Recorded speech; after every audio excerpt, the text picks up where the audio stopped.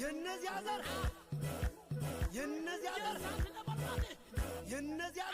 የንጉሥ ሆና የናለሚራ ባልቻባ ነፍሱ የናቢሳ ጋር ኃይሉ ከበደ የኮስትራ አሽከር ሽፈራው ቀርበው የፋናው ግልገል እምቡምቡ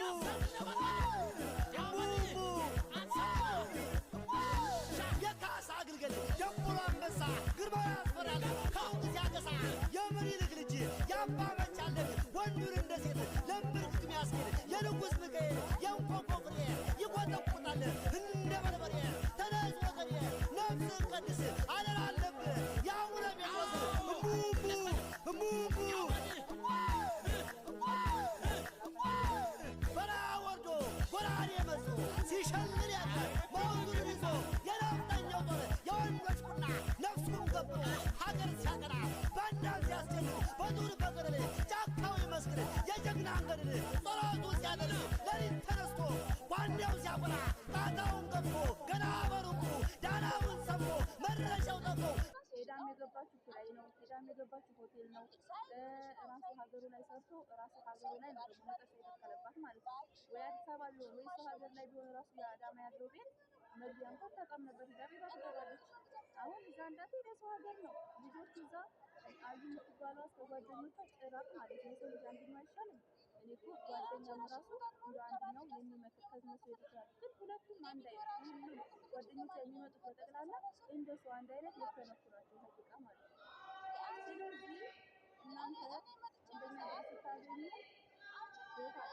ቤት ይኑራችሁ ለመጀመሪያ ሚስታችሁ፣ ሰራተኛ ይኑራችሁ ለመጀመሪያ ሚስታችሁ፣ ለልጆቻችሁ ለእሷ አመቻቹላት ማለት ነው። ገባችሁ አይደል? ከዛ በኋላ ላይ ሄዳ ራሱ ስትሄዱ ትወዱታችኋለች ማለት ነው። ስለዚህ ሴት ልጅ ለማታደርገን የማትበሉ ሴት ልጅ ብላተኛ ሴት ልጅ ምንም የማታደርገው በመልካም ነገር ስትመጡ ብቻ ነው እንጂ በመጥፎ ከመጣችሁ ሴት ልጅ ቶክስ ላትገጥም ትችላለች። ግን በብልሃት ማስለያን ይገባችኋል ማለት ነው እንዴት እንደምታደርግ። ስለዚህ ሴት ልጅ ምንም አታደርግም አትበሉ። ከእናንተ በላይ እናንተ ናችሁ ምንም አታደርጉ። ምንም ብልሃት የሚባል ነገር የላችሁም። ምንም ነገር ማለት ነው። በጥፋት ከመጣችሁ እኛ ቁጭ ብለን በቃ ህይወታችን እስከ ማሳጣት ድረስ እናደርሳችኋለን ማለት ነው። ሴት ልጅ ብልሃተኛ ናት፣ በብልሃት ማለት ነው። እና ስለዚህ የመጀመሪያ ሚስታችሁን ማግባት ከፈለጋችሁ እሷን ጋር ተመካክራችሁ መልካም ሰው የመጀመሪያ ሚስታችሁ ነገር ይረዷችሁ ለልጆቻችሁ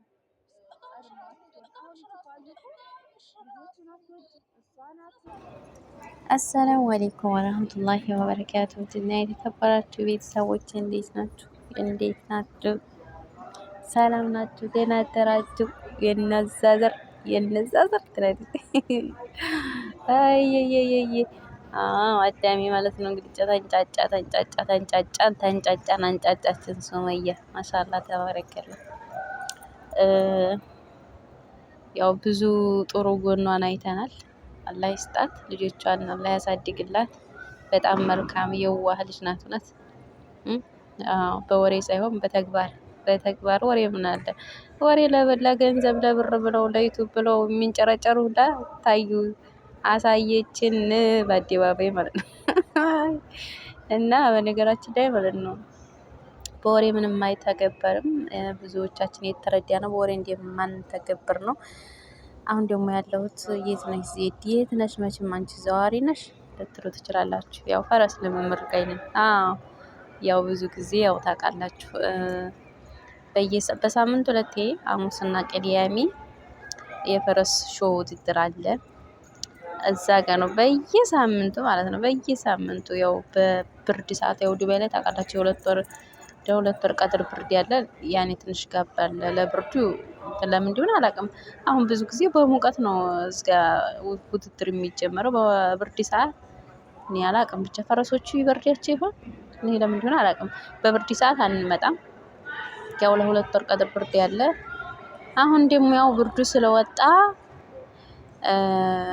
እንደምታዩት በጣም ብዙ ነው። ይሄ አሁን የሚወዳደሩበት የእውነት የሚወዳደሩበት አይደለም። እንደምታዩት ፈረሶቹ ያኔ ልምምድ ላይ ያኔ እንዴት ነው ሰውነታቸው አሙቀው ምናምን እዛ ጃምፕ የሚሄዱበት የሚዘሉበት ቦታ እዚህ ጋር በደንብ ያሞቁና በደንብ ሰውነታቸው ተጋለ በኋላ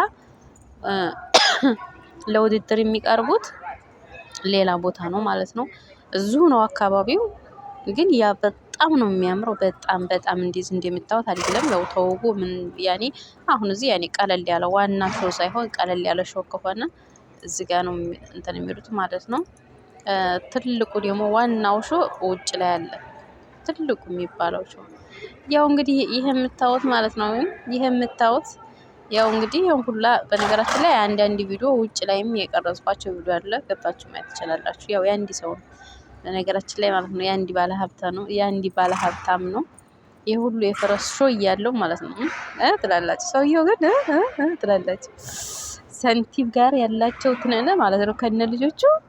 አንዳንዴ ወላሂ ላዚም እንዲሁ አላህ ከሰጣችሁ ስስታም ነው መሰል የሚያደርጋችሁ። ወላሂ እኔ ብዙ የታዘብኩት ሀብታሞች ወላሂ ላዚም አሁን ዲያ ልቧ ሩህሩህ ነው፣ ለመስጠትም ቅርብ ነን። ወላሂ ቶሎ ልባችን ይወርቃል። እና እነሱ ደግሞ ለምን እንደሆነ አላውቅም ጥንክር ያሉ ናቸው። የሁሉ ሀብት እያለው ወላሂ እኔ እንጃ። መቼም የማረሰው ጊዜ ትልቅ ሾው ነበርና የዛኔ ባለቤቱ ይቀርባል። ባለቤቱ በቀረበ ሰዓት ሽልማት ይሰጣቸው ነበር። አንደኛ እስከ 6 ለወጡት ነው የሚሸለመው እና እየተሸለመ እያለ እንትን ወርቅ ዳይመንድ ምናምን ነው የሚሸለሙት እና በትልቁ ያው ታውቃላችሁ ያው እዛ ዱባይ ላይ እና እነሱ ሲሸለሙ ይቀርባል እና ያኔ እሱ ነው ያኔ እንደዚህ እየተዘያየሩ ምናምን ፈረሶቹ ሁሉም የያገሩ እንትን ይከፈትና አሁን ለምሳሌ አንዲ ፓኪስታን ታሸነፈ የፓኪስታን የእንትን የምንድነው የሀገራቸው መዝሙር ምንድነው የሚዘምሩት ነገር ስለ ሀገራቸው እሱ ነው የሚከፈተው እና በዛኔ ሰዓት የሆነ በጣም ትልቅ ሽማግሌ ነው እኔ ፓኪስታን መሰለኝ አላውቅም ብቻ ያው ሀገሩ እና በዛን ሰዓት ወረቀት የሕክምና ወረቀት ይዞ በር ላይ ቆሞ እነሱ ሲወጡ ጠብቆ ይለምን ነበረ ወረቀቱን እያሳየ ማለት ነውና ያዘንም ያኔ አንዳንዴ ያው ልበ ቀና ሰው አለ መቼም ያው ገንዘቡ ቀለል ያለ ያኔ ብቻ አላውቅም እና መቼም ልቤን የሰበረው ሰውዬው በጣም ትልቅ ሰው ነውና ወረቀቱን ሲያሳየው ወላሂ ላዚም እንጃ ለኔ ለማውራት ራሱ ቃል ይከብዳል። ምንም ነገር ያኔ ወዲዛ ሂድ ብሎ ነው በእጁ እንትን እንደዚህ የጠቀሰውና ይከብዳል። በነገራችን ላይ አንዳንዴ ሀብታም መሆን ወላሂ ብዙዎቻችን እንመኛለን፣ ግን ይሄ ስህተት ነው። ወላሂ ላዚም ሰውም ራሳችሁንም ሳትጥሉ በቃ ሳትቸገሩም በቃ እንዴት ነው መካከለኛ ኑሮ ወላሂ መካከለኛ ኑሮ ስትኖር ነው ፈጣሪያችሁን ማመስግናችሁ የምትኖሩት ወላሂ ላዚም እንጂ እኔ እንዲያየሁት ከሆነ ወላሂ ላዚም በጣም እንደዚህ የነጠጡ ሀብታሞች ሲሆኑ የሰውንም ልብ የበለጠ ይሰብራሉ። ዱንያቸውንም አኺራቸውን ነው የሚያሳጣቸው ወላሂ እና አያልቅ እየመሰላቸው ብቻና እንደዛ ነው። ያው አንዳንዴ ብዙ ትማራላችሁ ወላሂ ላዚም ስደት ያላስተማረን ነገር የለም። ብዙዎቻችን ብዙ ነገር አስተምሮናል። በተለይ እኔ አላቅም እኔ ያው በየቀኑ በቃ በየቀኑ ወደ ውጭ ስለምወጣ ነው መሰል ብዙ ነገር እኔ እንጃ ብዙ ነገር እማራለሁ፣ ብዙ ነገር አያለሁ።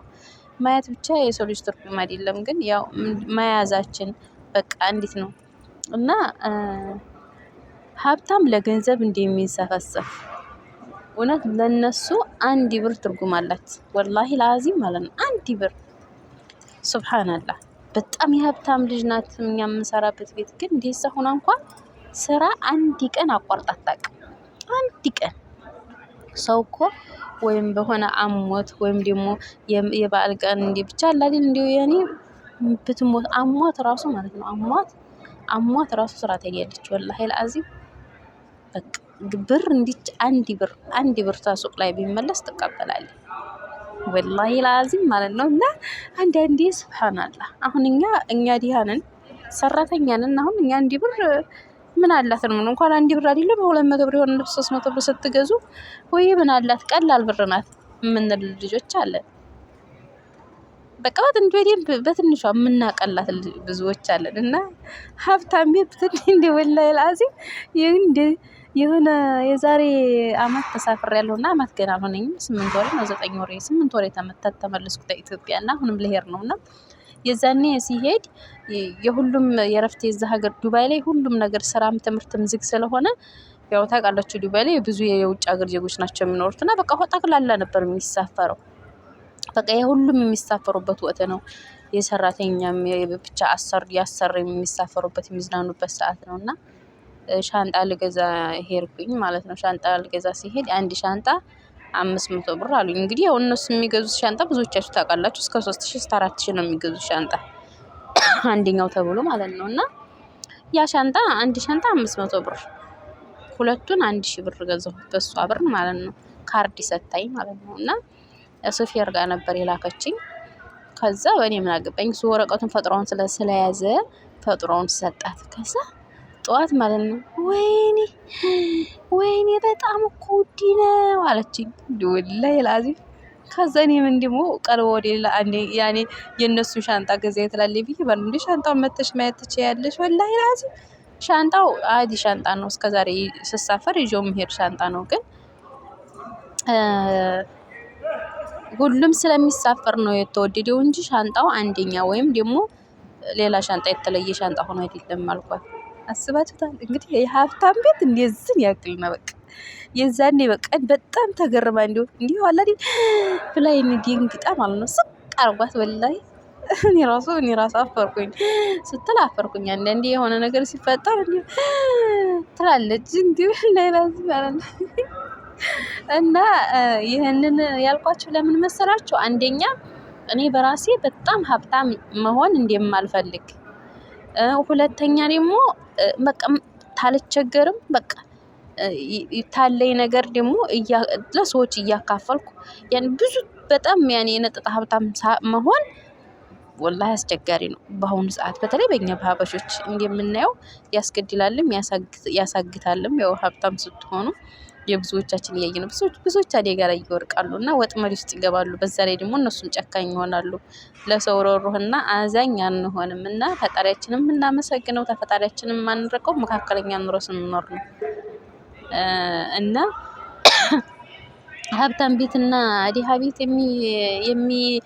የሚመሰገነው ፈጣሪ አንድ አይደለም። በነገራችን ላይ ወላሂ ላዚም ሀብታም ቁጭ ብላ ሰግዲያ ዱዓን አርጋ አላህ ዱዓን ተቀባይነት ያለው አድርግልኝ፣ ዱዓን መቅቡል አድርግልኝ፣ ያ ረብ ዱንያ አኺራን አሳምርልኝ ብላ ቁጭ ብላ ሶላቷን ሰግዳ ዱዓ ታደርጋለች። ሀብታም ግን ወላሂ ላዚም እኔ ብዙ ሀብታም ቤት የምትሰሩ ልጆች ብዙ ታዘቡ። ወላሂ ብዙ ታዘቡ። በቃ ብዙ መስጂድ እንኳን ወላሂ ለረመዳን ማለት ነው ቤት ነው የሚሰግደው።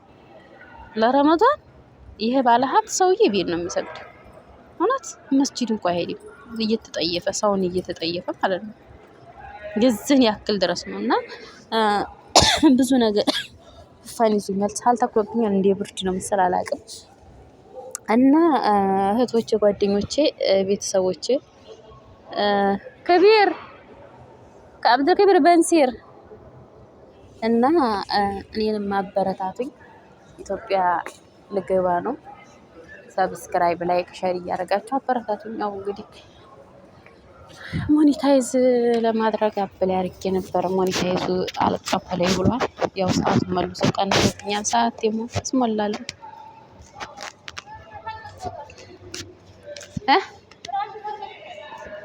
አልሰጠኝም።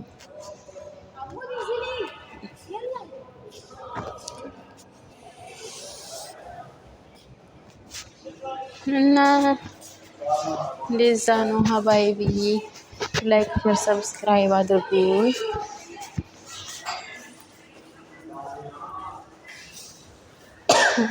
እየወጣን